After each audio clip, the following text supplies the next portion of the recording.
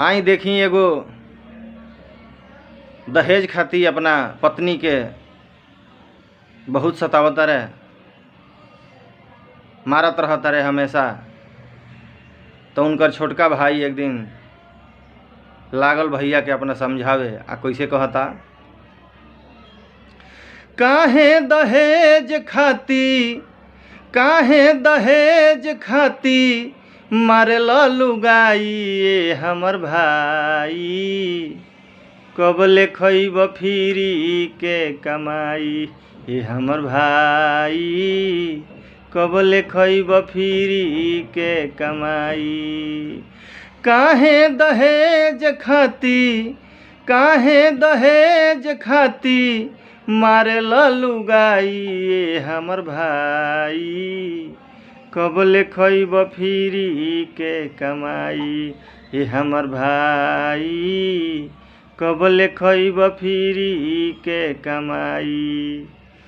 अपना तू करनी से कर कमाई, जिंदगी के सुख तबे भाई हो भेटाई। अपना तू करनी से कर कमाई, जिंदगी के सुख तबे भाई हो भेटाई। मेहनत मजूरी कर सब मिल जाई ये हमर भाई, कबले खइब फिरी के कमाई ये हमर भाई, कबले खइब फिरी के कमाई। काहे दुख देत बाड़ दोसरा के बेटी के, दिन रात मार तार दाबी के घेटी के।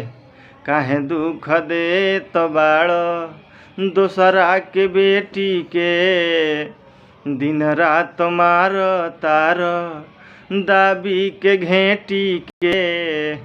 पूछी है उनकर बाबूजी त देव का सफाई ये हमर भाई, कबले खइब फिरी के कमाई ये हमर भाई, कबले खइब फिरी के कमाई।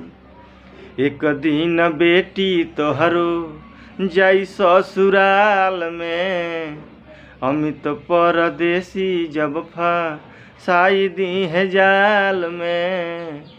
एक दिन बेटी तोहरो जाई ससुराल में, अमित परदेसी जब फसाई दी है जाल में। ओह दिन बोला तोहरा कैसन बुझाई ये हमर भाई, कबले खइब फिरी के कमाई ये हमर भाई, कबले खइब फिरी के कमाई। काहे दहेज खाती मारे लुगाई ये हमर भाई, कबले खइब फिरी के कमाई ये हमर भाई, कबले खइब फिरी के कमाई।